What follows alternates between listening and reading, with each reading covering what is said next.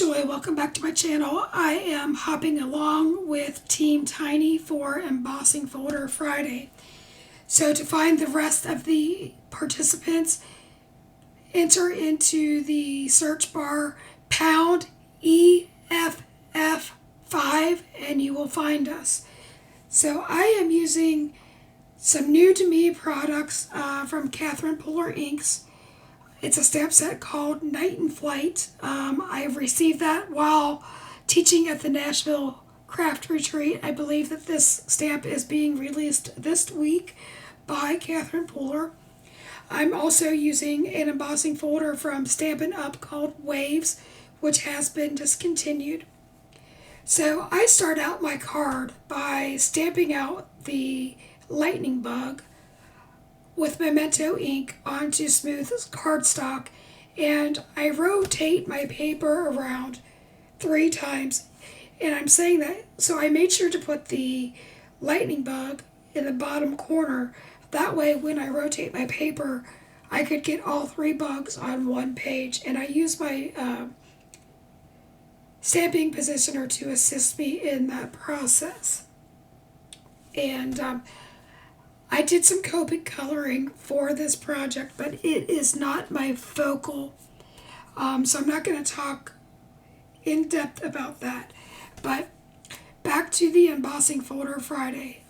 We are a small group of folks that hop along together. We are based off of Facebook, and every month we have a new theme for our embossing folder techniques. This month was just summer, so anything that screamed summer to you, and for me that's lightning bugs. I loved catching those when I was a kid, so I thought it was only appropriate to do lightning bugs.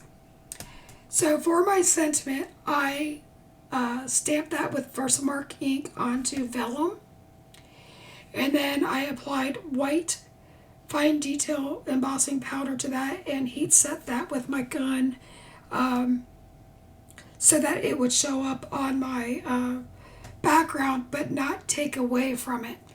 And then I die cut that using a circle die from Hero Arts. I believe it was the Infinity Circle dies that I used, and I'll show that here in just a second.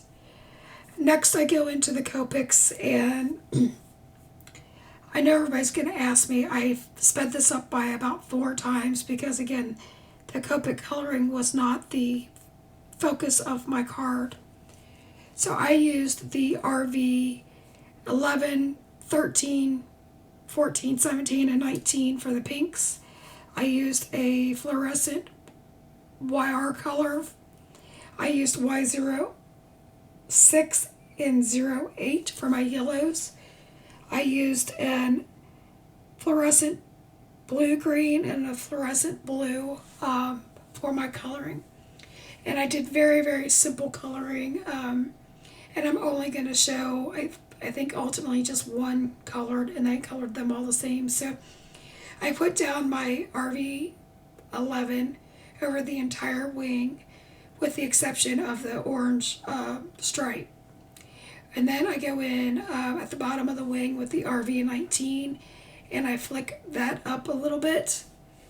And then I bring in the RV 17 and blend that halfway up to the orange stripe. And then I come in with the RV 14 and go the rest of the way. And then I come in with my fluorescent blue and do the spots on the firefly. And again, I know that this is not a realistic firefly. I never meant for it to be. I was just having fun. Kind of took me back to coloring when I was a kid. Just do what I wanted to do and had a blast doing that. So once I was finished coloring those, I fuzzy cut those out with my Brother Scan and Cut. And then this is where I'm coming in trying to plan out my layout. And so I want one of the fireflies to be overlapping the circle die cut, and then to have 3 more. And this is important because I now come in with Yellowstone Color Hive ink from Maker Forte, and a mini blending brush, and I dot in where the firefly's behind is going to be, for lack of better words. And I do that where all three of the bugs behinds are going to be, and even I lift up the vellum circle because that's going to overlap that, and so I just want that to give the illusion of shining through. So once I have those dots in place, I come in heavier with my ink and I make those dots bigger or the illusion of brighter. And then I come in with additional Color Hive inks to do some ink blending. One technique that I like to do with embossing folders is I like to get a dirty or rough blend down and then emboss. So you're going to see me come in with blue raspberry and I believe Vegas strip. And you can see I'm going very fast with this blend. I'm making sure to leave a lot of white space around the yellow so that I don't make green. And that it also gives the illusion that the fireflies are really lighting up the sky, okay? And then I come in with the Vegas Strip Color Hive ink. And one trick that I have found, because I am using hammer mill paper, is if I missed my blending brush, I get a smoother blend and it also goes down a whole lot faster. So you can try that with any dye ink. And again, I am just putting that down kind of rough and dirty before I put it through my platinum, my Spellbinders Platinum machine.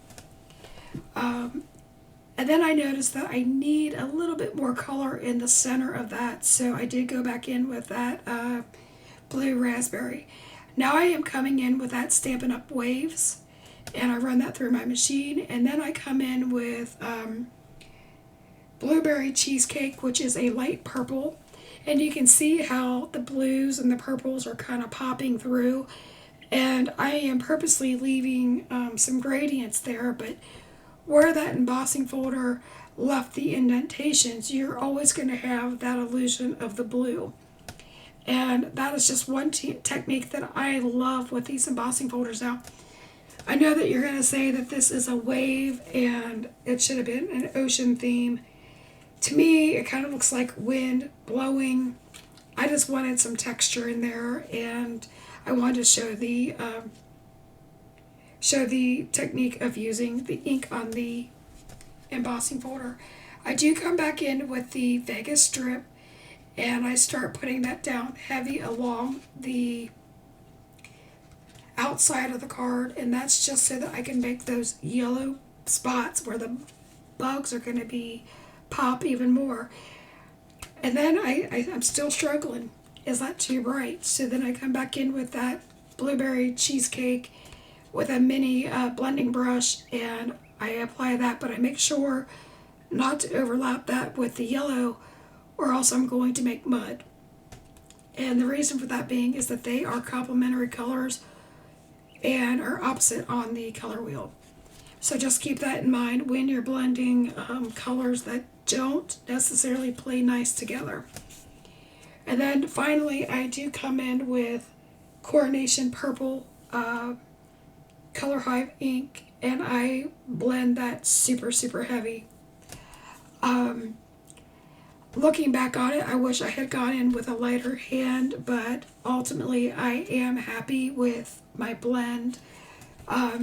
You'll see where that got a little dark around the edges. So I trimmed my panel down to 4 by 5.25 so that I could get rid of some of those dark edges. Now you're seeing me take a mouse pad and my crafter wand, and I am poking holes into the cardstock. I'm doing that because I am going to make an interactive card using Pear Blossom Presses Easy Lights. It's a one that's got 3 lights in that.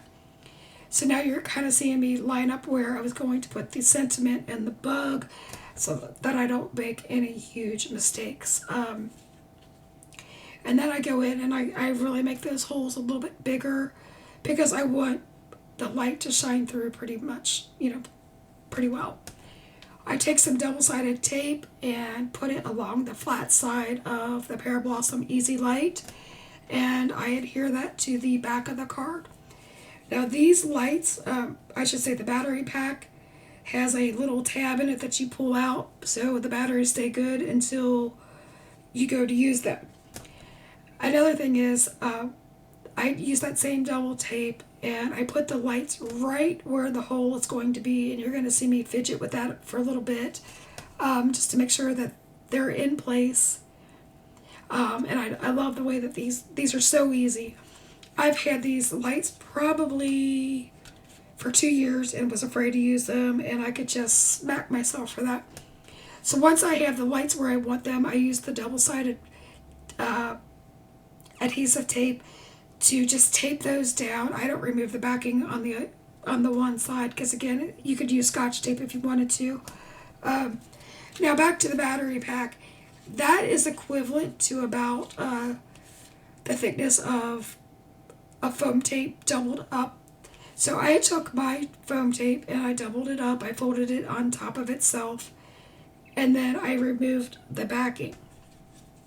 And I applied that along the edges of the card and throughout the center because I didn't want any sagging spots in my card. So be liberal with it, but make sure not to cover up your lights or to remove them, because once you put down foam tape, you're never going to get that light recovered. I did use some Barely Art glue just to moisten the adhesive because I needed some wiggle room in case I messed up in getting that onto my black card base. Then I go in with the same glue and I dot that in behind the thickest part of my sentiment so that I can glue it down without the glue showing through. And I pop up the bugs on foam tape as well, and I make sure that their little tail ends are right above the holes so that they shine through. So if you have stuck with me this far, I want to say thank you. I would ask that you would leave me a comment, give me a like, a thumbs up, and consider subscribing if you don't mind. And again, please search up pound EFF5 to find the rest of the people in the hop with Team Tiny. And here are some last shots of my card lit up. And until next time, keep crafting, my friends. Have a great day. Be blessed. Bye-bye.